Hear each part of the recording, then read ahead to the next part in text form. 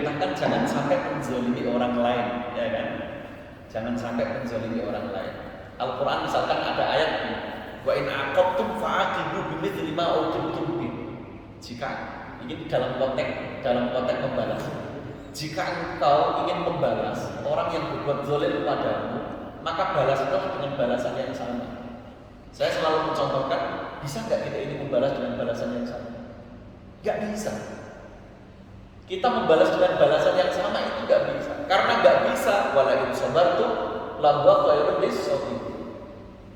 Maka Al-Quran di belakang ayat ini ada kalimat wala in sabartu, tapi ketika engkau mau bersabar, maka sabar itu akan lebih baik. Karena memang kita ini membahas itu nggak mungkin bisa. Karena ini kan urusan hati, gelo, sakit hati itu kan urusan hati. Terkadang kita ini disakiti ketika tanggal muda dengan tanggal tua ini beda. Bobot gelone, bobot sakit hatinya itu nggak sama.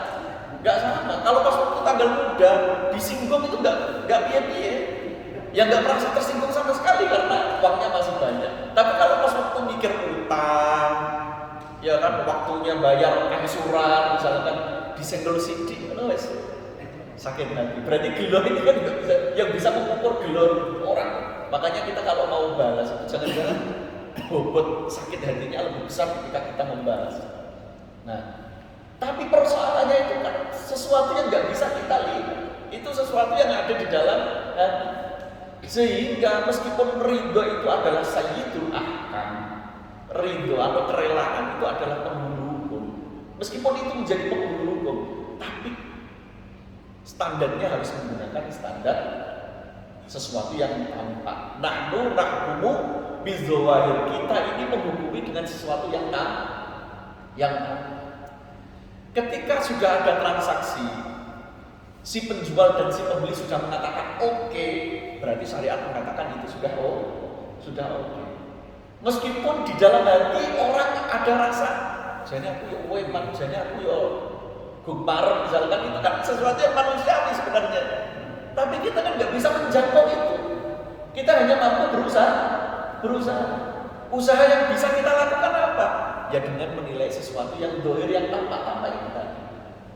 Makanya asal orang sudah mengatakan oke, berarti itu sudah disebut ridho. Meskipun dalam hati mungkin dia belum oke, tapi kan di dalam hati kita nggak tahu. Di dalam hati kita kan nggak tahu. Nah, kecuali kalau di dalam fikih itu ada istilah baitul mu'aqqah. Baitul mu'aqqah itu jual beli, para ulama memberikan dispensasi keringanan, tidak harus pakai ijab kabul. Baitul mu'aqqah itu apa?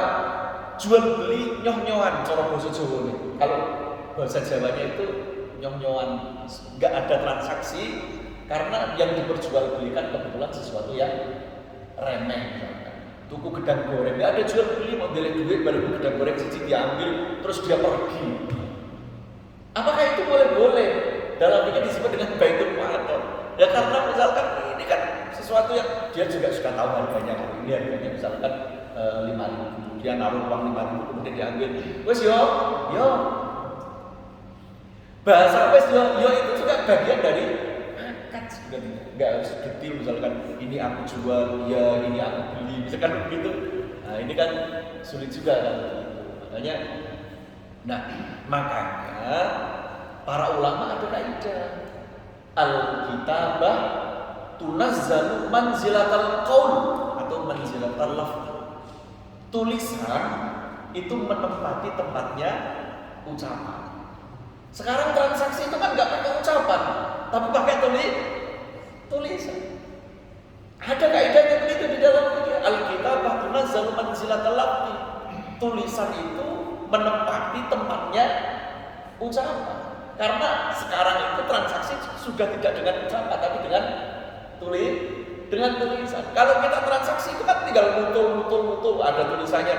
Kalau sudah ada tulisan harga, ada tulisan beli, terus kita klik tulisan beli, itu artinya kita sudah sepakat untuk membeli. Nah pada saat itulah sebenarnya terjadi transaksi. Jadi transaksinya ya itu tadi.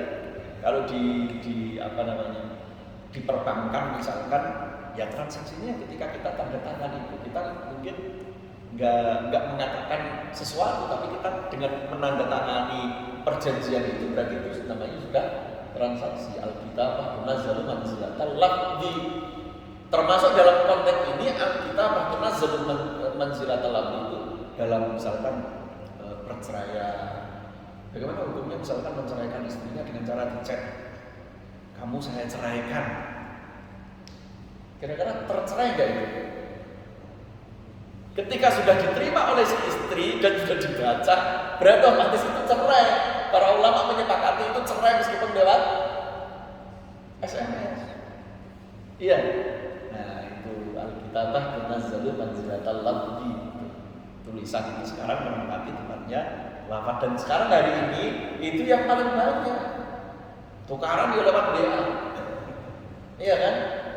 Tukaran nih suami istri tukaran itu bertengkar juga lewat WA. Makanya mayal hidup min qaulin illa ladaihi raqibun wa atid. Kalau dulu itu ucapan yang dinilai oleh raqib dan atid, sekarang itu tulisan. Jempol kita ini bisa akan memasukkan kita ke neraka bisa jadi. Nah itu suami begitu. Sambut.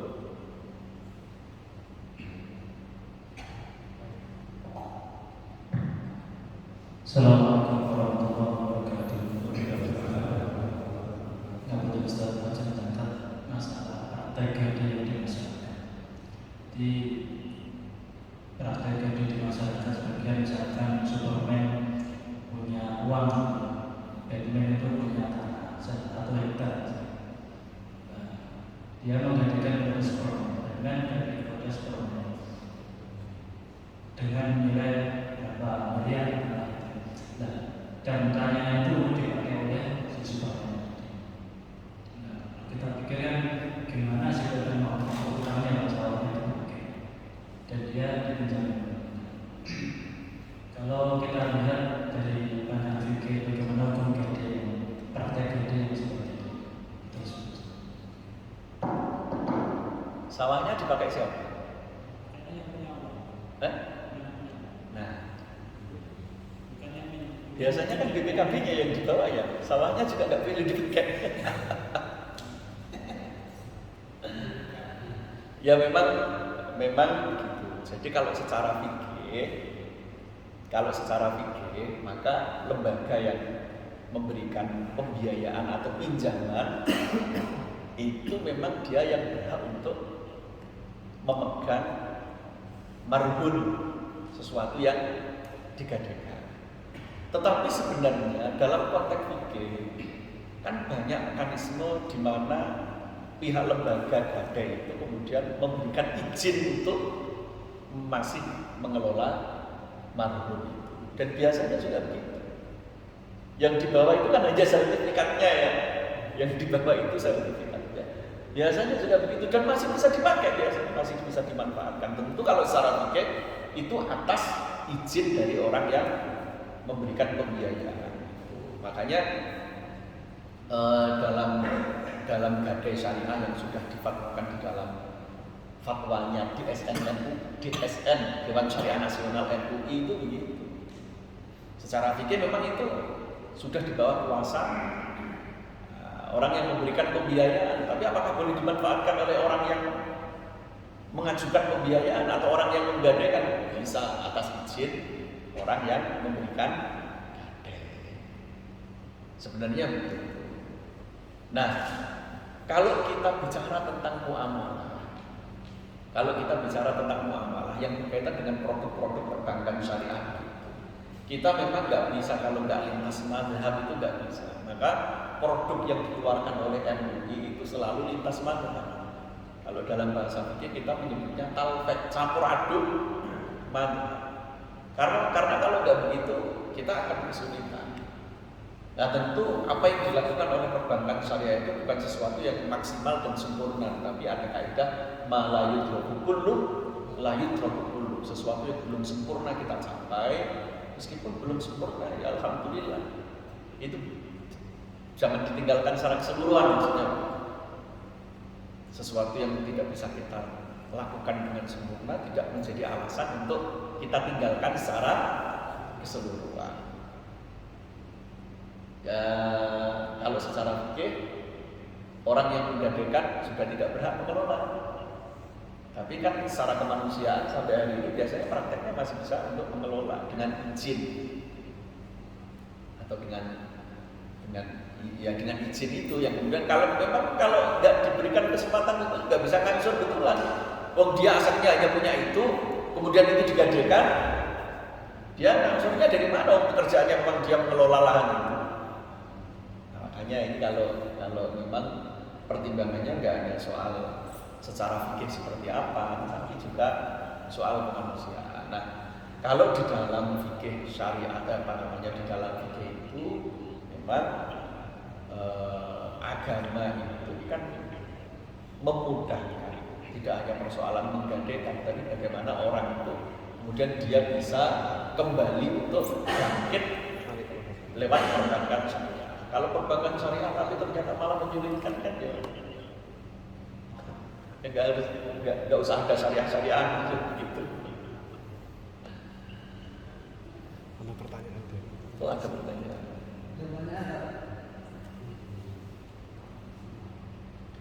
Bagaimanakah definisi rezeki barokah yang sebenarnya? Misal pada saat mendapat rezeki dan tiba-tiba dari hasil rezeki tersebut ada aja yang membutuhkan untuk dibantu. Jadi kayak menumpang lewat aja untuk orang lain. Itu apakah ini termasuk barokah atau justru sebaliknya?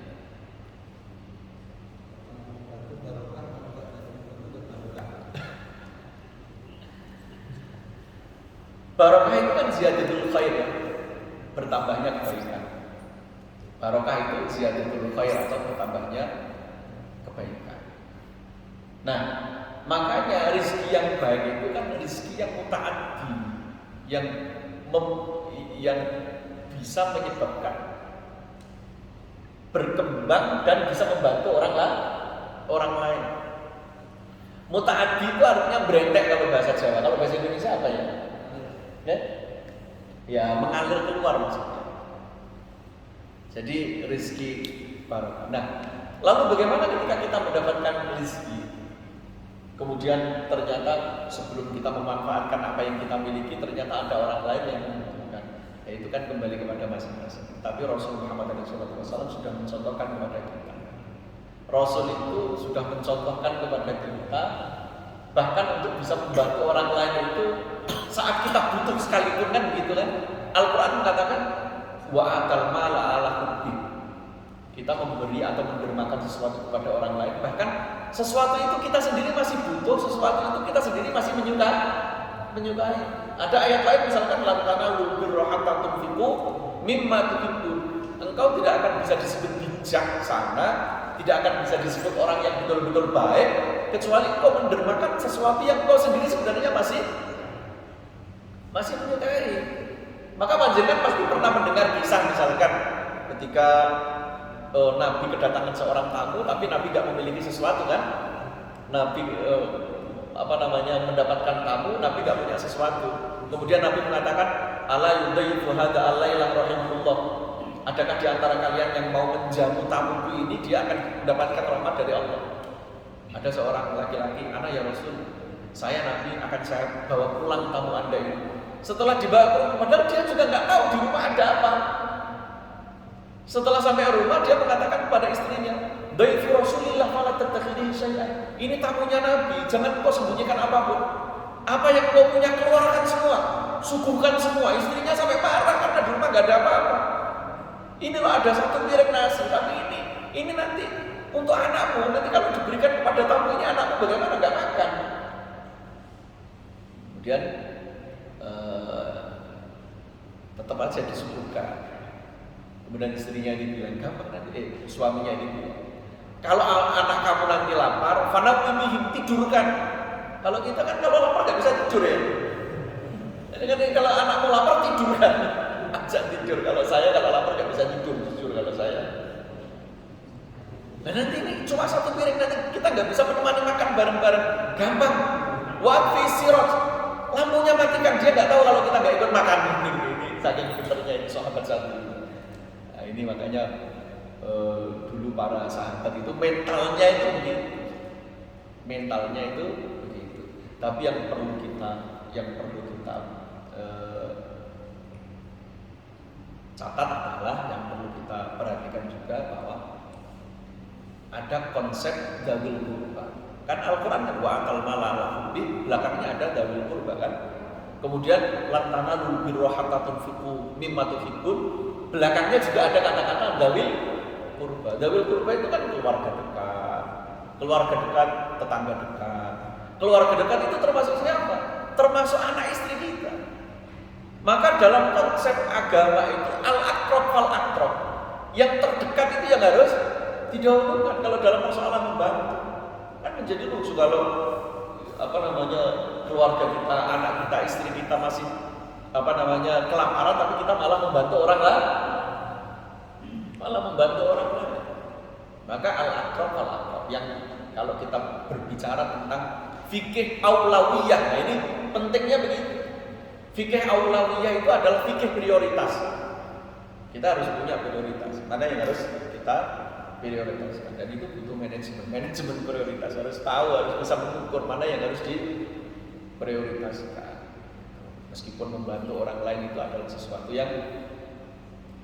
yang memang itu yang sangat baik. Karena ternyata pahala yang paling besar itu adalah membantu orang lain saat orang lain itu betul-betul membutuhkan. Maka kadang menghutangi itu pahalanya lebih besar ketimbang sedekah. Kadang sedekah orang itu tidak begitu butuh, tapi kalau utang kan pasti butuh itu.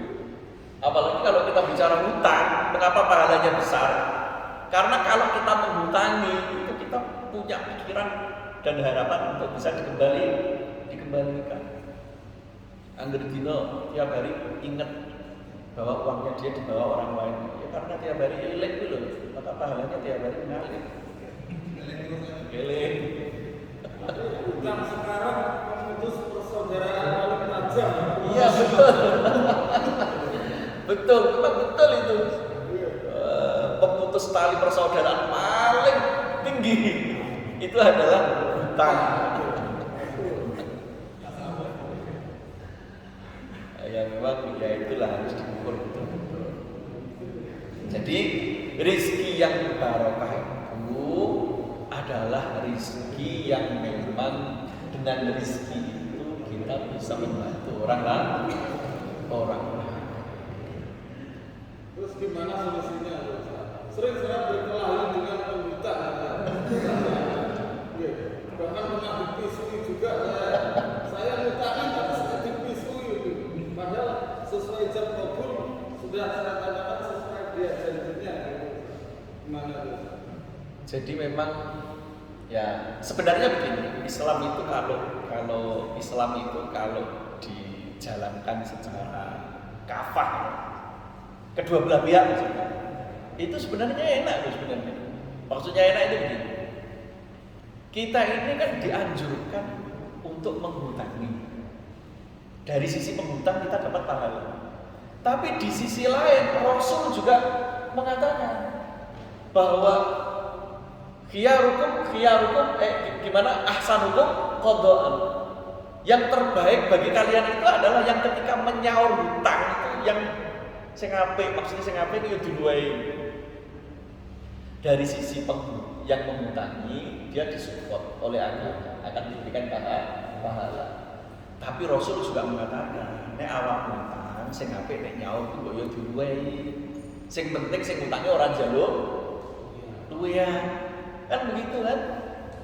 Tapi persoalannya ini kan nggak berjalan beriringan. Yang satu berharap ridho dan berharap pahala, yang satu senengane ngemplang. Repot ya kita ini. Yang satu pura-pura lupa, malah segera iso dulu malah ngutang. Nah inilah makanya repotnya begitu. Ada teman yang memberikan tips kalau mau dihutangi orang yang memang betul-betul butuh.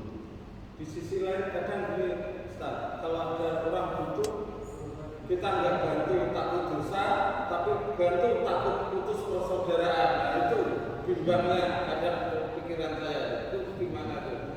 Sebaiknya. Nah ini aku karek panjenengan kula ra iso jawab. Nah kalau saya biasa ya tak kasih gitu aja tapi tidak sesuai dengan nominal yang dibutuhkan. Daripada nanti kepikiran gitu. Daripada nanti kepikiran. Ya memang repot kita hidup di dunia yang timpang antara penghutang dengan orang yang antara yang menghutangi dengan yang hutang. Jadi yang kembali kepada masing-masing. Dulu Sayyidina Ali itu ketika Sayyidah Fatimah sakit, beliau mengatakan kepada istri beliau yang sedang sakit, "Ya Fatimah, ma tashtahina min hawlawati dunya." Fatimah, kamu pengen apa atau nanti tak belikan? Jawaban Fatimah, astahilul mana? Saya pengen delima. Dia berangkat ke pasar karena dia nggak punya uang. Berangkat ke pasar, ngutang delima, dibawa pulang. Di tengah perjalanan ada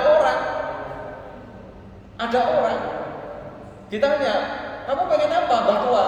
Orangnya tua sepuh.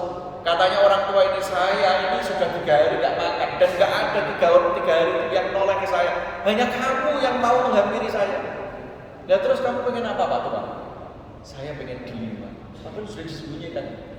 Apa yang dikatakan oleh Sayyidina Ali? Kalau saya kasihkan bagaimana istri saya? Kalau saya nggak ngasih, padahal Al-Quran wa ammas sa'ila fala tanhar. Kalau sudah minta ya kan, maka jangan dikecewakan. Kalau sudah minta berarti jangan dikecewakan. Artinya begini, kita ini meminta kepada Allah.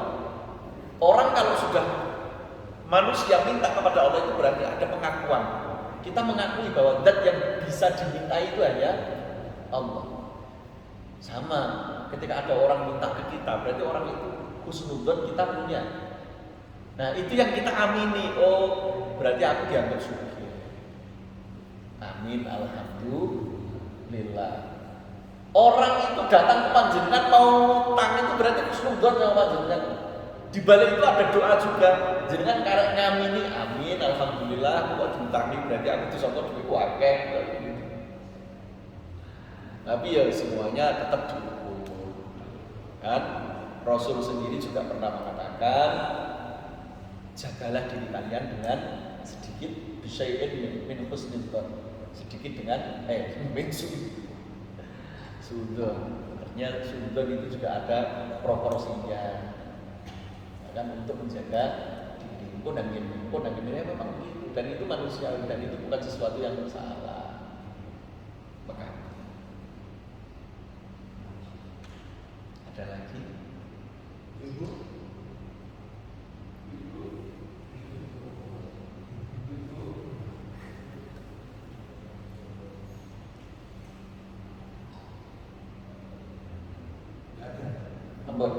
Kita lanjutkan di pertemuan mendatang. Halo,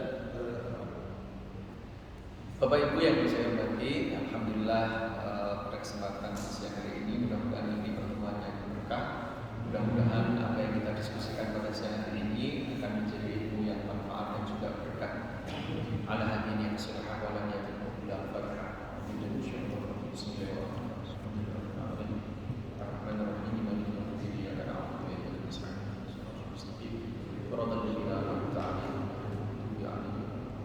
Bismillahirrahmanirrahim. Alhamdulillahirabbil alamin. Wassalatu wassalamu ala rasulillah. Inna nastaghfiruka ya Allah wa lillahi min istighfari wa tawajjal wa raddu du'a wa tawakkalul bala wa ma'ina ala dzikrika wa syukrika wa husni ibadatika ya Allah. Allahumma anfa'na bima 'allamtana wa 'allimna bima yanfa'una wa rzuqna 'ilman tanfa'una bihi. Rabbana anzil 'alaina ma'idatan minas sama'i. Subhana rabbika rabbil izzati amma yasifun wa salamun alal mursalin walhamdulillahi rabbil alamin. Assalamualaikum warahmatullahi wabarakatuh.